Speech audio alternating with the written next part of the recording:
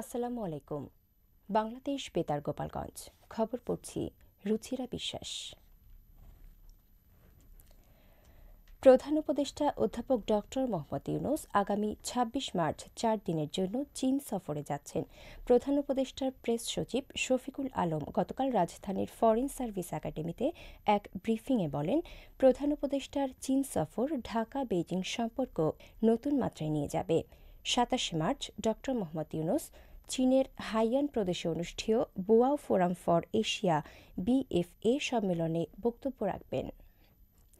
২৮ March বেইজিংয়ে প্রধান উপদেষ্টা ড মোহাম্মদ ইউনূস ও চীনের প্রেসিডেন্ট শি জিনপিং এর মধ্যে প্রথম দ্বিপক্ষীয় বৈঠক অনুষ্ঠিত হবে। বৈঠকে দুদেশের দ্বিপক্ষীয় স্বার্থ সংশ্লিষ্ট সকল বিষয় নিয়ে আলোচনা হবে। প্রেস সচিব বলেন, বাংলাদেশ উৎপাদন খাতে বিপ্লব আনতে চায় এবং সে কারণে চীনা কোম্পানিগুলোকে বাংলাদেশে বিনিয়োগে আমন্ত্রণ জানানো হবে। তিনি বলেন, প্রধান উপদেষ্টা চীনের হাসপাতাল মালিকদের সাথে আলোচনা করবেন যাতে তারা ব্যবসায়িক সম্ভাবনা অন্বেষণ এবং যৌথ উদ্যোগে বাংলাদেশে হাসপাতাল স্থাপন করতে পারে। গতকাল ঢাকায় চীনা রাষ্ট্রদূত ইয়াও ওয়েন প্রধান উপদেষ্টার আসন্ন চীন সফর নিয়ে আলোচনা করেন। রাষ্ট্রদূত প্রধান উপদেষ্টাকে জানান, ৫ আগস্ট রাজনৈতিক পরিবর্তনের পর চীনা কোম্পানিগুলো বাংলাদেশে বড় ধরনের বিনিয়োগ করেছে। আইনশৃঙ্খলা পরিস্থিতি নিয়ে পুলিশের বিভিন্ন পর্যায়ের ১২৭ জন কর্মকর্তার সঙ্গে বৈঠকে বসবেন প্রধান উপদেষ্টা ড মোহাম্মদ ইউনূস। আজ প্রধান উপদেষ্টার তেজগাঁও কার্যালয়ে এ বৈঠক অনুষ্ঠিত হবে। গতকাল রাজধানীর ফরেন সার্ভিস একাডেমিতে প্রেস ব্রিফিংয়ে এ তথ্য জানান প্রধান উপদেষ্টার উপ-প্রেস সচিব আবুল কালাম আজাদ মজুমদার। তিনি বলেন, আইন শৃঙ্খলা পরিস্থিতি নিয়ে মানুষের মধ্যে এক ধরনের উদ্বেগ রয়েছে। এই পরিস্থিতিতে সারা দেশের মাঠ পর্যায়ের পুলিশ কর্মকর্তাদের সঙ্গে বৈঠক করবেন প্রধান উপদেষ্টা। আবুল কালাম আজাদ বলেন, পুলিশ সুপার ও তার উপরের পদমর্যাদার কর্মকর্তাদের সঙ্গে এই বৈঠক হবে। বিভিন্ন মহানগর কমিশনার, রেঞ্জ ডিআইজি, ক্রাইম টিমের সদস্যসহ ১২৭ জন শীর্ষ পুলিশ কর্মকর্তা বিশেষ বৈঠকে যোগ দেবেন। ব্রিফিংয়ে বলা হয়, এবার পুলিশ সপ্তাহ হবে ২৯ এপ্রিল। সেখানে প্রধান উপদেষ্টা বক্তব্য রাখবেন এবং দিক নির্দেশনা দেবেন। তার আগে আগামীকালের সভায় পুলিশকে বিশেষ দিক নির্দেশনা দেওয়ার জন্য ডাকা হয়েছে। জাতিসংঘ মহাসচিব আন্তোনিও গুতেরেস ৪ দিনের সফর শেষে গতকাল সকাল ৯টা ঢাকা ত্যাগ করেছেন। পরিবেশ উপদেষ্টা সৈয়দা রিজওয়ানা হাসান এবং প্রধান উপদেষ্টার উচ্চ প্রতিনিধি ড খলিলুর রহমান হজরত শাহজালাল আন্তর্জাতিক বিমানবন্দরে তাকে বিদায় জানান। ঢাকা ত্যাগের পূর্বে জাতিসংঘ মহাসচিব প্রধান উপদেষ্টা ড মোহাম্মদ ইউনূসের সঙ্গে টেলিফোনে কথা বলেন এবং বিদায় শুভেচ্ছা বিনিময় করেন। উল্লেখ্য, গত ১৩ মার্চ জাতিসংঘ মহাসচিব আন্তোনিও গুতেরেস ৪ দিনের সফরে বাংলাদেশে আসেন।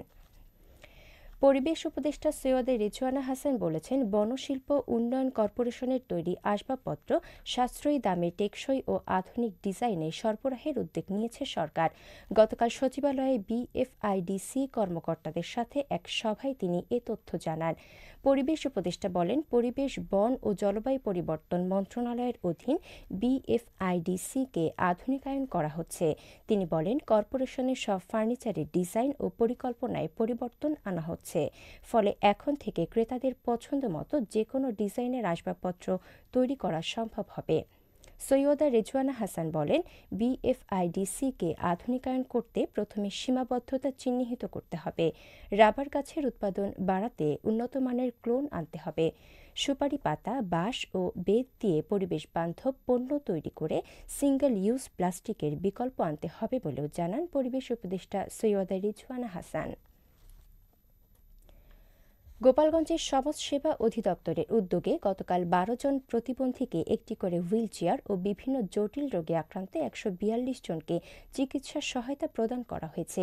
জেলা প্রশাসক মোহাম্মদ কামরুজ্জামান প্রধান অতিথি হিসেবে এসব চেয়ার ও সহায়ক চেক বিতরণ করেন। জেলা সমাজসেবা অধিদপ্তরের উপপরিচালক হারুনুর রশিদ সহ সংশ্লিষ্ট ব্যক্তিবর্গ এ সময় উপস্থিত ছিলেন। জেলা আইসিটি ও জেলা ইনোভেশন কমিটির এক সভা গতকাল নড়াইল জেলা প্রশাসকের সম্মেলন কক্ষে অনুষ্ঠিত হয়েছে।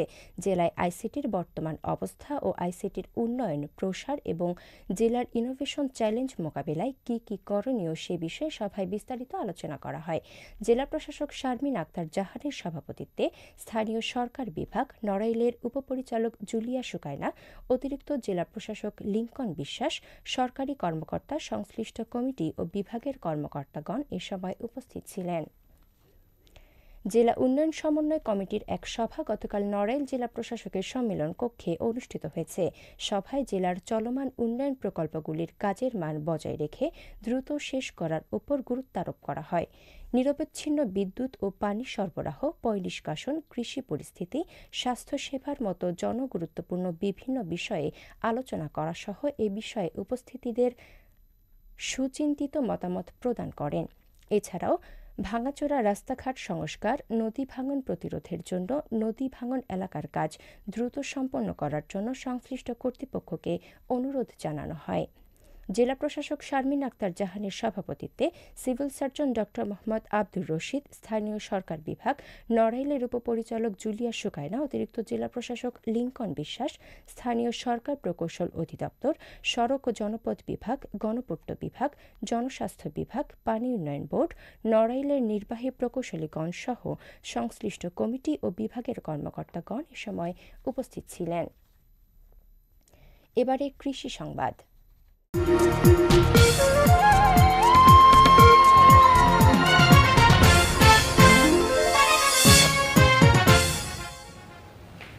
গোপালগঞ্জের সদর উপজেলায় এবছর ৪ হেক্টর জমিতে মিষ্টি আলু চাষ করা হয়েছে।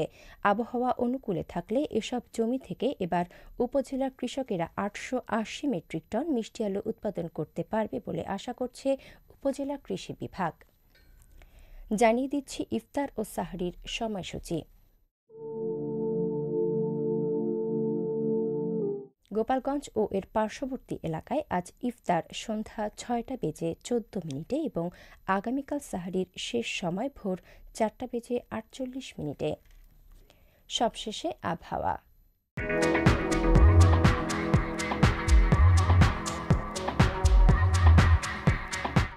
আজ বেলা ১টা পর্যন্ত আবহাওয়ার পূর্বাভাসে বলা হয়েছে, দেশের অভ্যন্তরীণ নদীবন্দর সমূহের জন্য কোনো সতর্কবার্তা নেই এবং কোনো সংকেত দেখাতে হবে না।